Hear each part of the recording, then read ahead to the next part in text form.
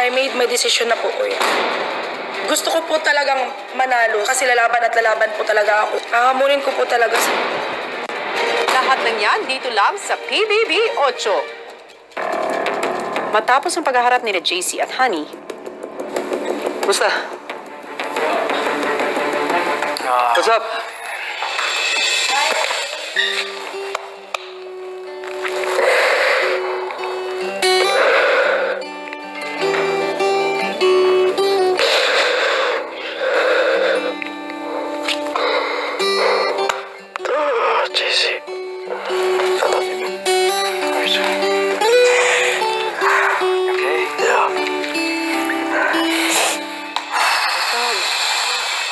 Ilang sandali pa.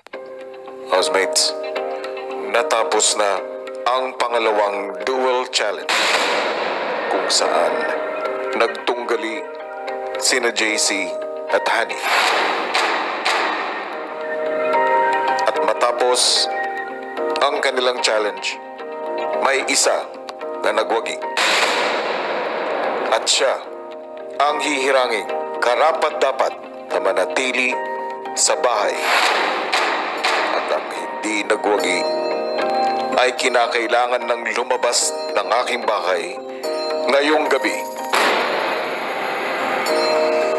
Ang nakikita ninyo ngayon ay ang dalawang flags ni JC at ni Honey.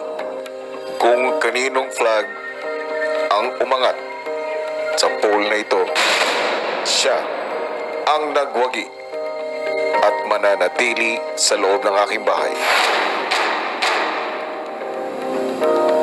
At ang resulta,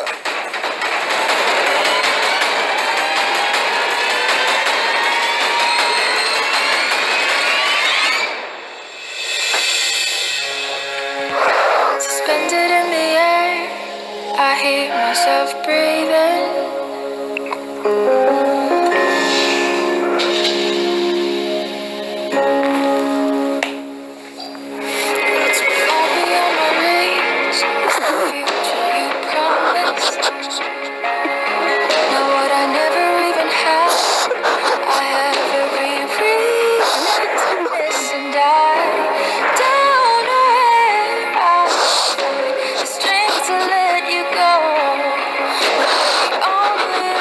Ikinalulungkot ko, JC.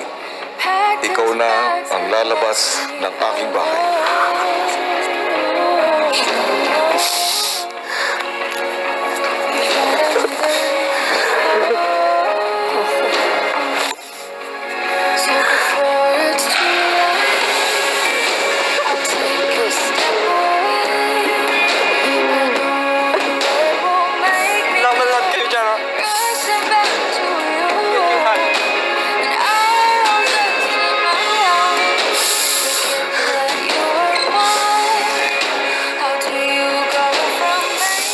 Sa confession room, kinausap ni Kuya si JC.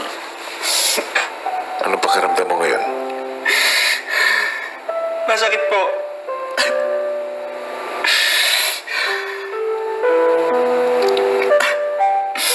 Gusto ko sanang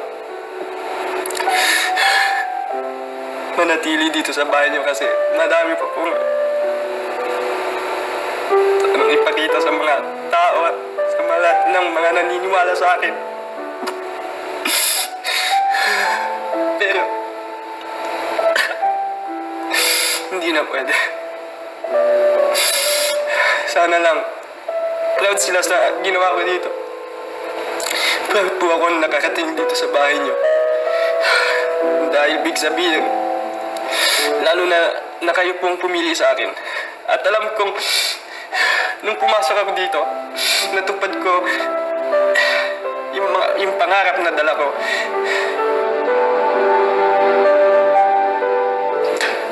JC, Po, Kuya. meron akong ibabalita sa iyo. Bagamat ikaw ay hindi nagwagi sa inyong duel challenge, Opo. nais kong sabihin sa iyo na hindi ka pa evicted sa bahay ko.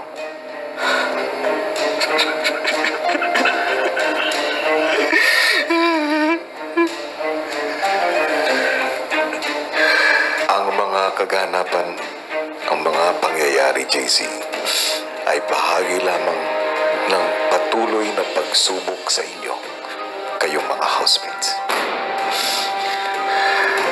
Pero dahil ikaw ay hindi nagwagi sa inyong dual challenge, ikaw ay bahagi na sa listahan ng mga nominado. Ngunit, ikaw ay mananatiling official housemate, JC. Opo. Kala ko po, yung pangarap ko po, natatapos na ngayon. Pero, may konting pag-asa pa. Kaya dun po ako Kung nagkulang ako, 200%, 300%, bubuhos ko lahat po. Dahil, alam ko baka last chance, talagang last chance na to. At ayokong bitawan pa. Salamat po.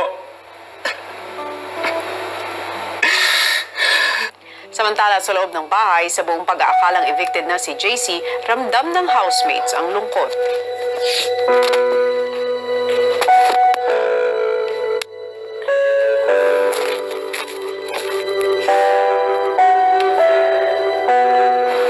Sobrang mixed talaga lahat ng emotions ko. It's a dream come true. It's impossible na I really did it. At the same time, I felt really down. I felt na parang I took away JC's dreams. He's been a real big brother to me. Yeah. Ay, Diyos ko, Lord. Si Lord na bahala sa lahat. Basta gawin na lang natin.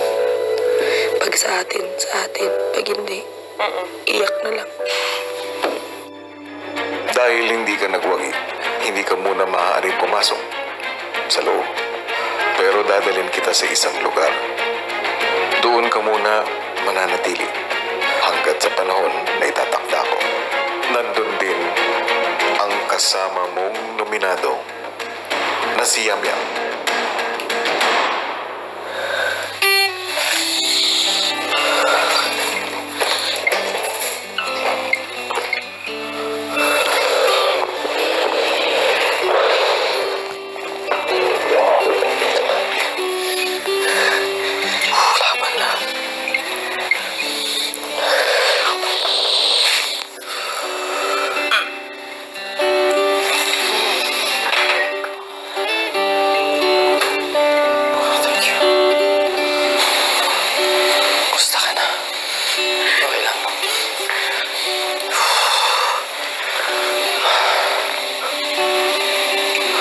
Sino nakalaban? Honey. Honey. Magikas. Nalaman kong may pag-asa pa. Oh my God. May pag-asa pa. Laban. Sa bawat araw ay mas nakikilala natin ang bawat housemate at sa mabigat na hamon na kanilang hinaharap ay hangad naming mas makilatis yung mabuti ang bawat isa sa kanila at sa mga nalalabing linggo ng batch na ito, hangad din namin na matulungan kayo mga kapamilya sa pagdedesisyon kung sino nga ba ang karapat dapat pang manatili sa loob ng bahay ni Kuya. Hello Philippines and hello world! 2 bandila na ang nailagay sa flagpoles at 4 na lang ang natitirang housemates na maghaharap para sa kanilang dual challenge. Pero ang tanong, sino nga kaya sa malalapit na magkakaibigan ang maglalaban-laban at paano nga kaya ito makakaapekto sa kanilang samahan? Ang kabuuan ng kwento, narito panoorin nating lahat. Sa panibagong araw sa bahay ni Kuya,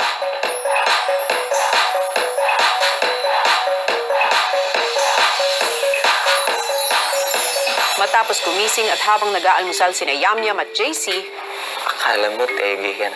Akala ko, tegi na. samantala sa kusina, sina Andre at Fumiya pinag-usapan naman ang magaganap na laban. 彼女と彼女本当にの本当にの方が一番で彼女も彼女と彼女での方がいい絶対でその今までのシチュエーションNo, wala. どうと思う Yeah.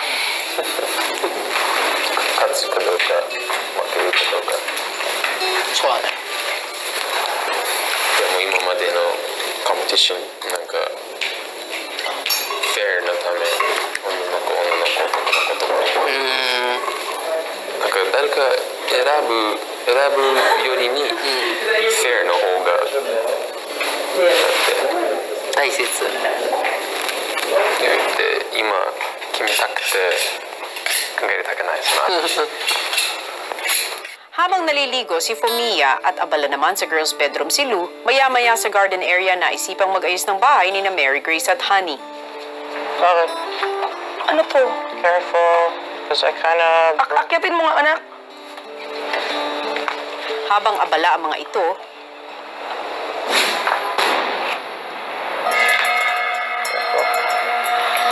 Oh, you see that? That's a beautiful sight. Light na yan? Ha? Light? Uh-huh. That's early.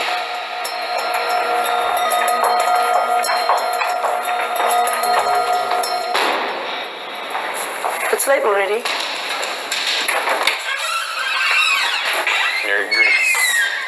Mary Grace's hands. It's in Mary Grace's hands. It's in Mary Grace's hands.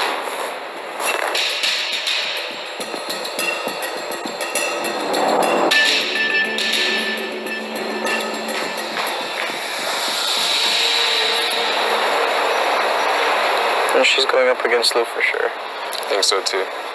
Tatlong housemates ang maaari mong makalaban para mailagay mo ang iyong flag sa flagpole. Opo, kuya. Alam kong matinding desisyon ito. Nung pag-ilaw po talaga ng flagpole, kuya, ako talaga ang unang pumunta, kuya, kasi nga, sa apat po kasi kami, kuya, tatlo po sila close talaga. Parang ayoko pong mangyari na mapagkaisahan po nila ako. Si Fumiya, kuya, ayaw niya po talagang kalabanin si Andre. Alam niya, kuya, na malakas din talaga si Andre at alam niya siguro sa sarili niya na tagilid siya kang Andre, kuya. At gusto niya po talagang kalabanin si Lou kasi ayaw niya po talaga magkalaban si Lou at si Andre. Kaya pipiliin niya si Lou at ako si Andre, kuya. Yun po talaga ang nakikita ko sa kanya. Si Lou po, kuya, sa weekly task, sa sayaw at sa mga kunting task, kuya, masasabi ko po talaga sa kanya, kuya, na may pagka-competitive talaga siya at malakas din po siya, kuya, at matalino si Lou, kuya. Si Fumiya, kuya, matalino po talaga si Fumiya, kuya. Pero pagdating po kasi sa physical, kuya, hindi po siya ganun kalakas, kuya. Si Andre po, kuya, siya po yung lalaking package deal, kuya, na malakas po talaga siya sa physical, sa pag-iisip, kuya, sa diskarte, sa plano. I made my decision na po, kuya. At anong iyong desisyon? paglabas ni Mary Grace sa confession room, Yeah, kasi I go there. We need to talk for us. Yeah. Because I made already my decision. Mayak na ba ako nito? Ang hirap talaga mag-decision, promise. So, ito na, nag-decision ako. I decide for my dreams and also I decide for parang sa lahat. Pinipili ko na talagang makalaban kasi yung umpisa, siya na talaga ang desisyon ko. Nagbago siya saglit, napunta ako sa isang tao na yun. Pero sa pagkakataon na to, kagabi pa ako inisip-isip kung ano ba talaga ang desisyon ko. Kung ano man yung first decision ko, that would be the first and last and final decision. And I don't want to be selfish. So, I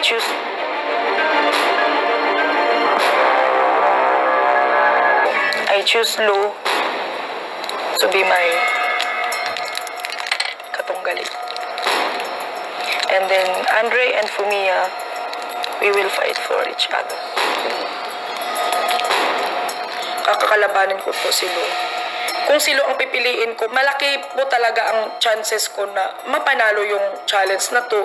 Parang okay po kasi sa akin, kuya, kung ang laban, kuya, babae to babae. Unlike kung lalaki, kuya, para pong nag-choose wisely na lang po ako, kuya.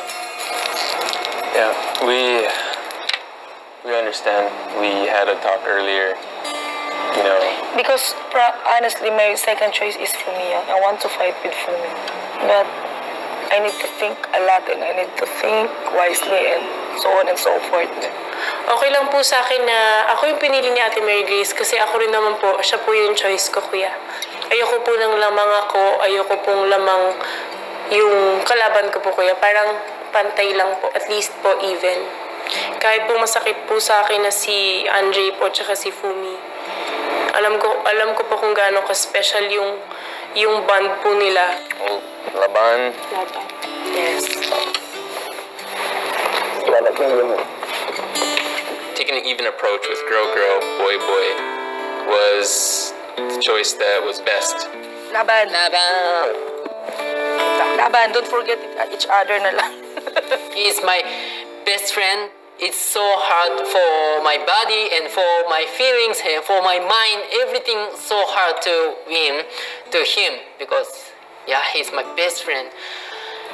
Yeah, pero for my dream, I will fight. I'm ready to fight. Fight, Andre.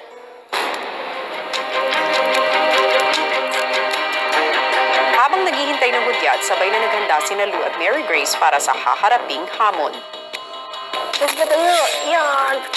May abilidad din po si Ate Mary Grace. Siguro mabilis po ako ng konti, pero maaaring mas malakas siya sa strategy, kuya.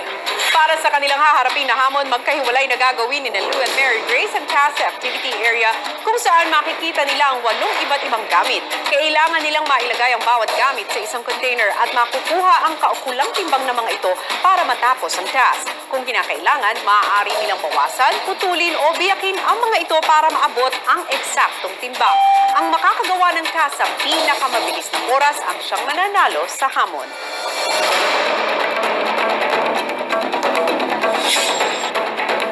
Nakita ko po yung mga mabibigat na bagay po. Tulad nung kahoy, tsaka nung tiles, kuya. So, in-expect ko na sobrang mapapagod po ako. Magsisimula ang hamon mo in 3, 2, 1, go!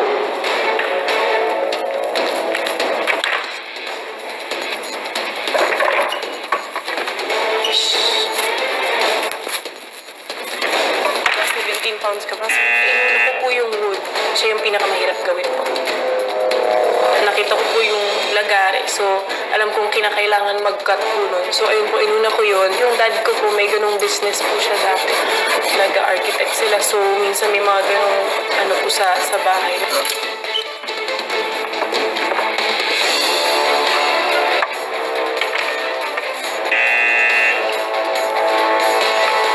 Kung si Lou nagsimula na sa mga kahoy, si Mary Grace naman styro blocks ang inunang timbangin. Hindi ko po talaga in-expect, kuya, ganun palang challenge. Hindi po ako nahirapan, kuya, sa bigat. Nahirapan po ako, kuya, kung ano po ang estimate ng pounds. Mas alam ko po yung kilos kaysa pounds po. Nagtitindera po ako dati, kuya. Kilos po yung ginagamit, so may idea po ako. Noon, nakita ko yung pounds. Hindi ko po siya alam kung paano i-convert sa kilos.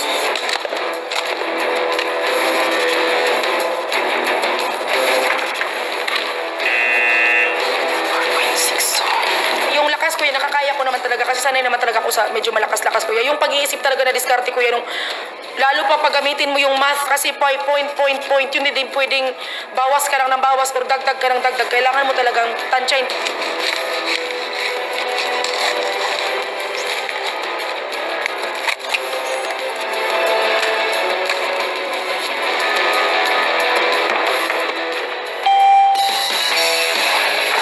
Na si Mary Grace sa kanyang unang gamit, si Lou mukhang hirap pa rin. Ginoo! Ay.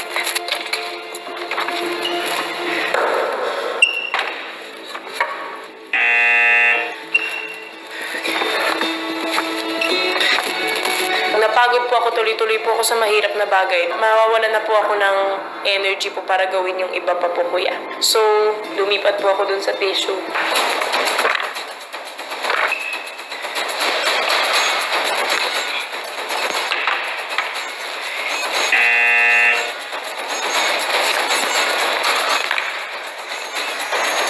Papayat.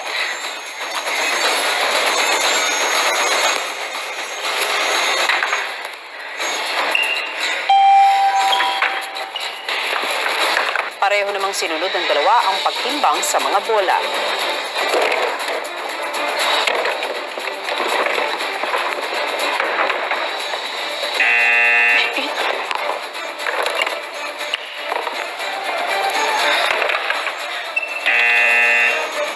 ng pangalawang subok, pareho nila agad nakuha ang tamang timbang. Si Lou sunod na hinarap ang pagkuha sa timbang ng mga tiles.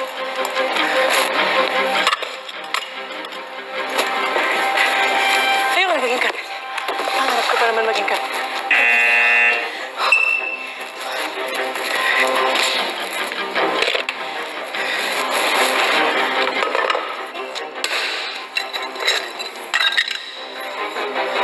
Cool. Positive lang po ako kanina. Basta po binigay ko po yung best ko, kuya.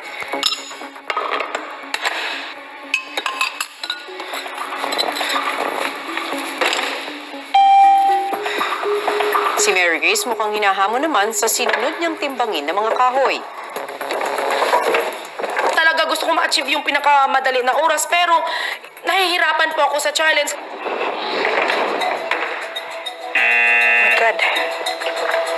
Hindi ko po talaga alam kung paano tansyahin. Tapos, yung pabalik-balik po kuya, nabitbit mo yung parang hinihingal po ako. Maglalagari at maglalagari ka naman. Tapos yung kahoy, napakatigas talaga yung para ka talaga naglalagari ng matinding kahoy na kailangan mo talaga ng force talaga na ganun. Sa lagari talaga ako nahirapan kuya kasi doon talaga kuya parang in-apply ko lahat ng diskarte, pag-iisip at saka yung force at lakas talaga kuya kasi talaga ang pawis kuya parang binuhusan ng tubig, ang laki ng pawis ko. So naisip ko na challenge talaga ako kuya sa lagari.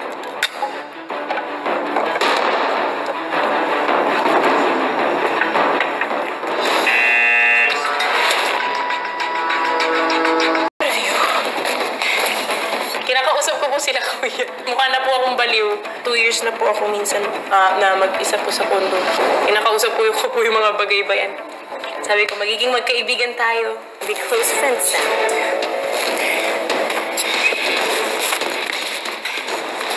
Sama.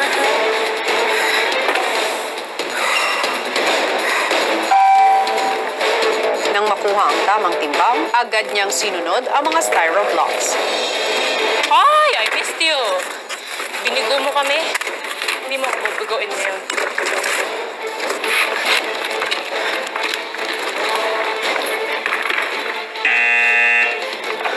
Parang iniisip ko lang na matagal ko na itong ginagawa. Tama lang itong ginagawa ko yun lang. Kasi pag naniniwala ka, tuloy-tuloy lang yun until mangyari po. Like Hulk. Hey, Marley.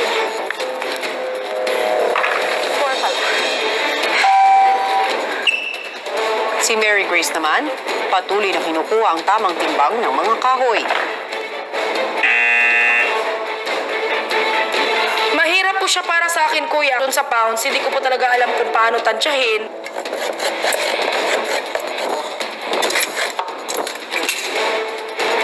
So kailangan talaga i-discarte mo na yung babawasan mo, kasya agad siya doon. Kasi kung hindi, maglalagari at maglalagari ka naman.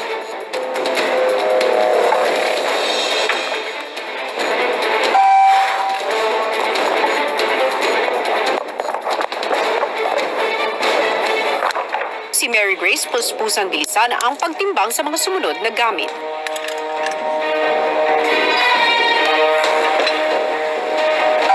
Kuya, kahit alam ko na pong sobrang pagod na po yung katawan ko, never po talaga akong sumuko kanina kasi sa buong buhay ko po kuya, never po akong sumuko sa lahat ng laban kuya, mahirap man yan umadali. Yung ginawa ko po ngayon sa challenge kuya, alam ko po kuya na binuhos ko na po ang lahat, lakas ko yung pagdiskarte ko. Lagi po ako natithink positive kuya na manalo.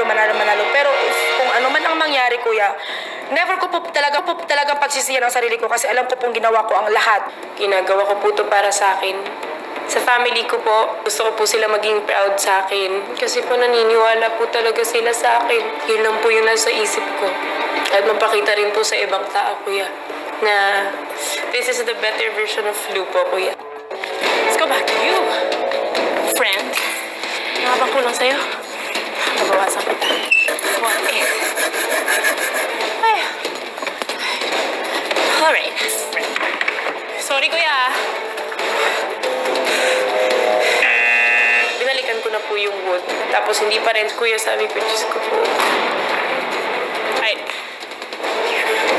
Laban. 諦めないね。 Yo!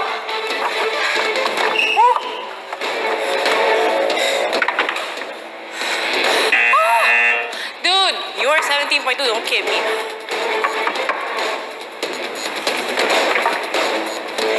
Nandito na ako. Giving up isn't an option po, kuya. Not for me, not right now.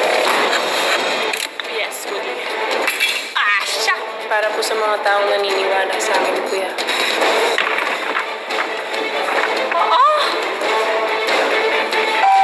Yeah! Hi!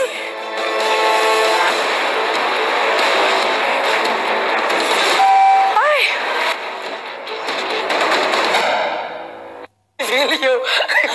Nawinto ako. I feel you. Ano ba kayo? Diyos. Basta. Ay! Ilang sandali pa, isang anunsyo na ang ginawa ni Kuya. Housemates, Kuya. natapos na ang ikatlong challenge kung saan nagtunggali sina Lou at Mary Grace. Sa puntong ito, malalaman na ninyo ang resulta.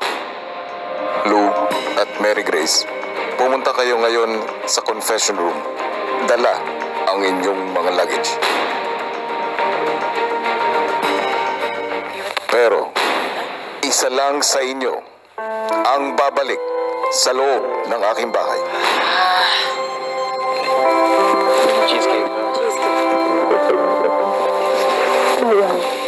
I want you to stay, never go away from me.